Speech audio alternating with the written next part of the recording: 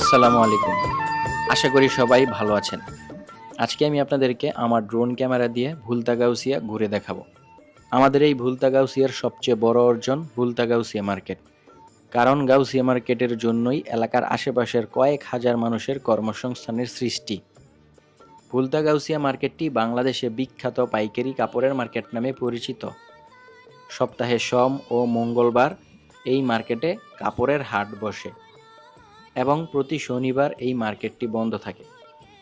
এছাড়াও বাংলাদেশের সর্ববৃহৎ এক মালিকানা পাইকারি মার্কেট নামে বেশ পরিচিতি লাভ করেছে। বাংলাদেশের সকল জেলা থেকেই কাপড়ের পাইকারি ব্যবসায়ীগণ ভুলতা গাউসিয়া মার্কেটে এসে পাইকারি দামে কাপড় ক্রয় করে নিজ নিজ এলাকায় বিক্রি করেন। ভুলতা গাউসিয়া মার্কেটের নাম শোনেননি এমন মানুষ খুব কমই পাওয়া যায়। ভুলতা গাউসিয়া মার্কেটটি নারায়ণগঞ্জ জেলার রূপগঞ্জ থানার ভুলতা এলাকায় প্রায় 50 একর জমি জুড়ে তৈরি হয়েছে। ভুলতা গাউসিয়া মার্কেটের বর্তমান মালিক জনাব মোস্তাফিজুর রহমান দীপু ভূঁইয়ার পিতা মরহুম মুজিবুর রহমান ভূঁইয়া এই মার্কেটটি তৈরি করেছিলেন।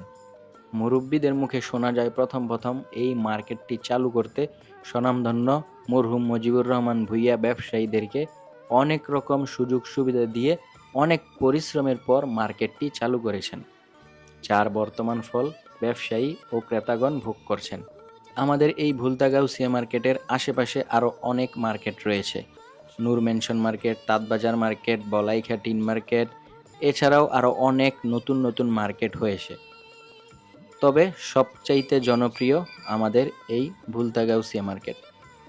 আপনারা যারা ঢাকা থেকে আসবেন, ঢাকা থেকে প্রায় 20 কিলোমিটার দূরে নারায়ণগঞ্জ জেলার রূপগঞ্জ থানার ভুলতা এলাকাতে আসলেই ভুলতা গাউসিয়া মার্কেটটি দেখতে পারবেন।